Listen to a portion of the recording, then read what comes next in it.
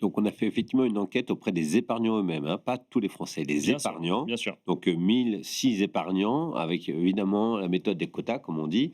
Et on a pu avoir une granularité assez forte pour justement segmenter ceux qui étaient autonomes, ceux qui étaient conseillers, ceux qui se déclaraient sachants, investissement responsable, ceux qui étaient primo-souscripteurs, et on va y revenir. Et donc, grâce à cette granularité assez fine, on peut en tirer des enseignements. Donc, évidemment, le premier enseignement, c'est que il y a une certaine résilience. D'accord. C'est-à-dire que le taux de détention baisse un peu par rapport au pushback que vous évoquez, c'est évident, de 44 de taux de détention à 41, donc mais D'accord. c'est assez mesuré, et on voit qu'il y a l'émergence de primo-souscripteurs qui, eux, montent. C'est-à-dire qu'il y a plus de gens qui viennent pour la première fois dans les D'accord. thématiques climat. D'accord. Voilà, Encore à l'heure actuelle? exactement.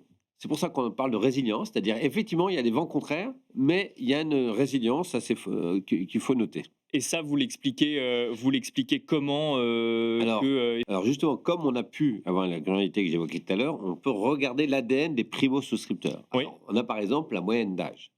En fait, ils ont 43 ans en moyenne. d'accord. Les épargnants français, c'est 50 ans. Donc, ils sont un peu plus jeunes, mais pas non plus très jeunes, hein. C'est Oui, pas bien la sûr, version oui. des 25-30 ans. Donc, 43 ans, c'est des gens qui se déclarent largement sachant investissement responsable. D'accord. C'est des gens qui, très souvent, sont conseillers et c'est des gens qui ont des enfants au foyer. Donc, il nous semble que plus on est conseillé, plus on est convaincu et plus effectivement on peut être parmi les primo-souscripteurs.